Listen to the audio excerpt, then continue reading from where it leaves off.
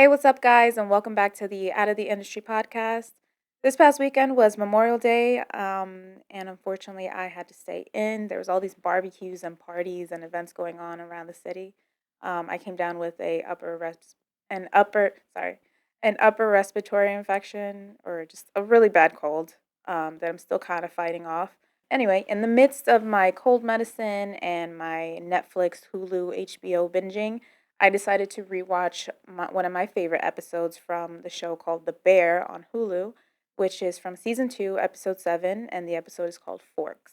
This is one of those episodes that I wish I could get that feeling again from the first time that I watched it. I cried, I laughed, I totally resonated with it. It was super heartwarming, and it made me feel like, yes, this is why I'm in hospitality. Yes, I get this. And I hadn't felt that in a long time with watching a TV show. This show online is argued to be one of the best episodes on television last year. For those who haven't watched The Bear, I highly suggest you guys check out this series. It gives such a great insight and perspective on people who have worked in the restaurant industry, especially if you worked in the restaurant industry or if you're currently working, server, back of house, front of house, whatever.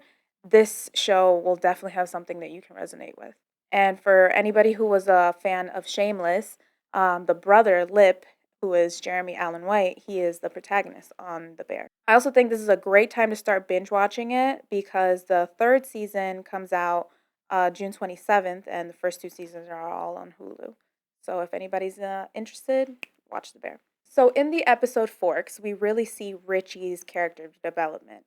Richie is this rambunctious cousin and has been bumping heads a lot with Carmen, who is Jeremy Allen White. And Carmen sends Richie to stage at a Michelin star restaurant in the city. What is staging? Staging is a unpaid internship when a cook or a chef briefly works in another chef's kitchen. In this case, Chef Terry. And they do this to learn and expose them to different cuisines, to different techniques.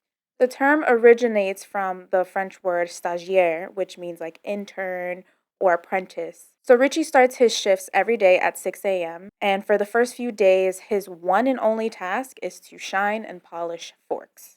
Until finally he gets to shadow the head maitre d' of the restaurant, and he gets to sit in on pre-shifts, and at first he's just very observant, and he becomes very intrigued by how each guest has been researched that's on the reservation list, and how the house is going to accommodate each table and each reservation that's coming in for the night. The turning point in this episode is when Richie gets tipped off about a table that was talking about wanting to try Chicago-style deep dish pizza. Chef. Go. Guest on 9, Emily overheard her tell her family that she was bummed that she was leaving Chicago without getting a chance to try deep dish. Got it. Thank you. Richie is then sent to a nearby pizzeria on the fly, picks up a deep dish.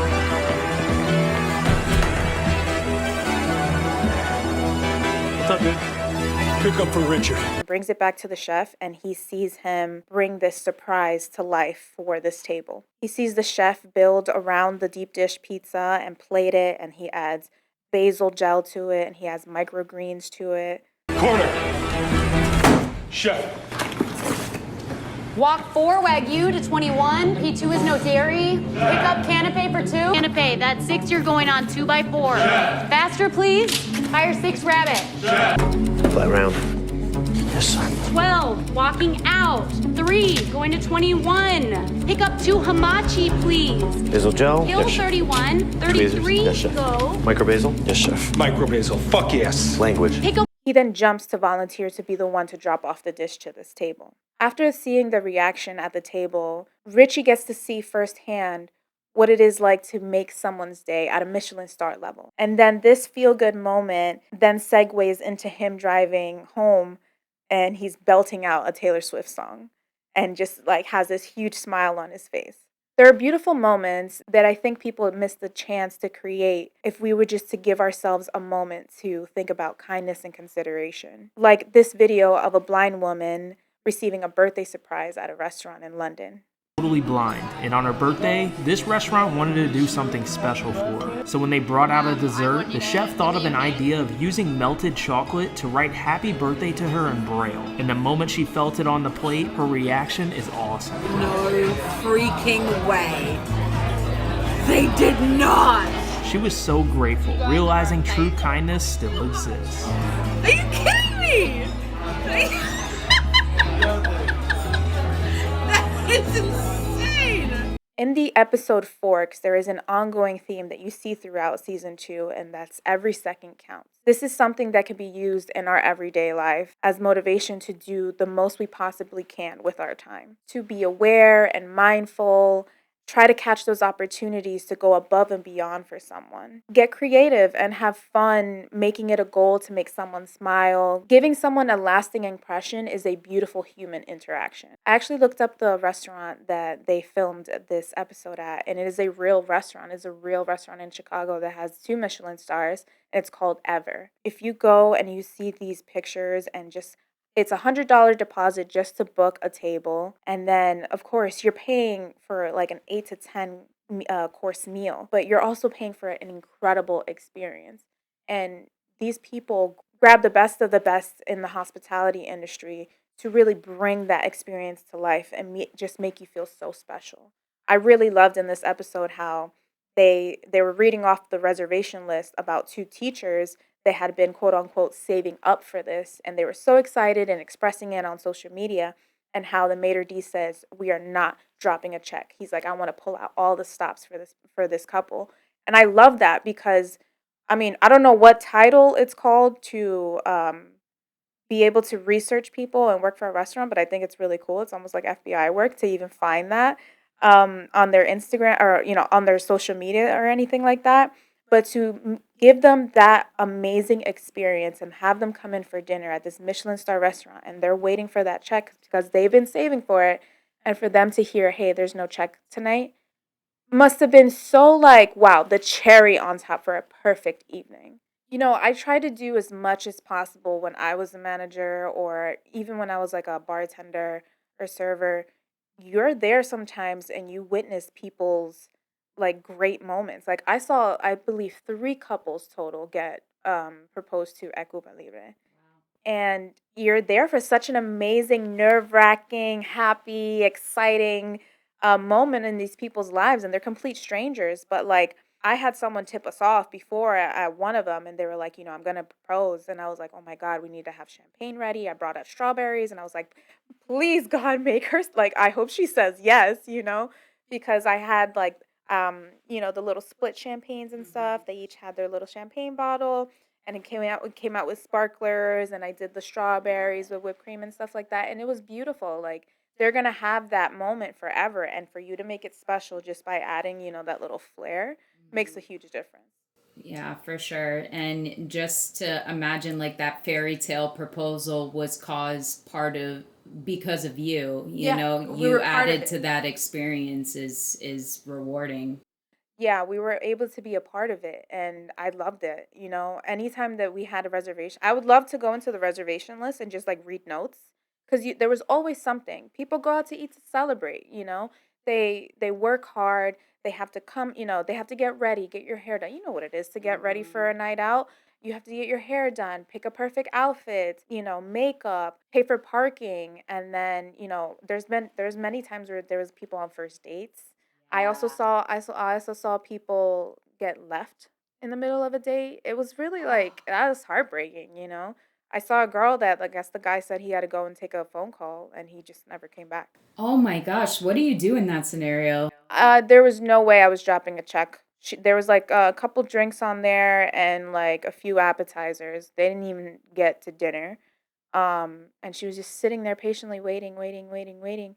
And like I want to say like a good hour went by, and so finally I went up to her. I was like, "Hey, is the person coming back? Is everything okay?" She's like, "I don't think he's coming back. Here, just take my card." I was like, "No, absolutely not. There's no way I was gonna make that girl pay. Absolutely not." I think a lot of people have lost that hospitality touch, where it's just like, "Hey, what do you want? Here, buy, give me a tip." And it's just like, no, man. There's big nerve-wracking moments that lead up to when people go out to eat, and maybe they're on a first date, maybe they're about to propose or thinking about it, and if certain things don't go that way, they may choose to pull back, or they're celebrating a graduation, or all it could be anything. Them choosing your venue, them choosing to dine with you guys, it should be taken a little bit more seriously, and just be kind, I can't say that, there's places where I've gone out and I'm just like, man, I had such a memorable moment here, or I remember this person, I remember the server, or I remember the bartender. It's very far and few between like interactions that I have anymore. And you go in there with a upbeat mindset, like, yeah, it's my day off. I'm finally going out to eat, or I'm out with my girls, or something like that. And there's not like that extra touch of like, hey, let's make it really special tonight, and XYZ or whatever, Servers should be able to have an open conversation with their managers about like, hey, what am I allowed to do? Or bartenders, they have a spill tab. Some people abuse it and like, oh, my friends are coming through, put it all on a spill tab. No, it shouldn't be used for that. It should be used for times where like, hey, you guys are here on your first date, first round's on me. Enjoy your time. You know what I mean? Or whatever the case may be more aware, have conversations with your tables. Obviously there's some people that go out and they're just like looking at the menu, throw it out to one side, and then they're on with their phones. Fine, you read the room, try to read body language, but for the most part, a lot of places, people are going out for a pivotal moment maybe in their lives, and you may not even know it unless you're aware of it and you're watching and you're reading body language and you're saying, okay, there might be something here, like, here, let me make it real special. No, I gotta say, when we had dinner the other night for Mel, they actually made it pretty special, like, Yeah. on their own without us having to say much that it was her birthday. Yeah, I mean, his suggestions for dessert were really good and stuff. So, and he kind of got us out of like our shell. He was like, "Oh, try this thing, even though it's purple and it's weird, but trust me, it's good." Otherwise we would have went for the chocolate dessert, like just the safe route, right? It makes a difference how you approach your table and how well you know your menu and what you're allowed to do. I would never say no to anybody who asked me like, "Hey, can I buy this table a drink, or can I buy this table a dessert?" They're celebrating XYZ. Hell yeah. Like, of course, please, by all means, make it special for them. Make it worthwhile, that before walking in the door, they've already spent X amount of dollars on their outfit, whether they Ubered there, whether they pay for parking. You have to think of it like that. And it's just like, now we're going to drop another additional check on them. It's hard for people to go out nowadays and like be able to cover a whole check. Or, the people that can do it, but for those, hardworking people, working class people, it takes a lot. And like some of them do really save up for a night out. Like I said, giving someone a lasting impression is a beautiful human interaction, and a lot of times does not cost us much. So I just want to leave you guys with that, and have a great week. Romeo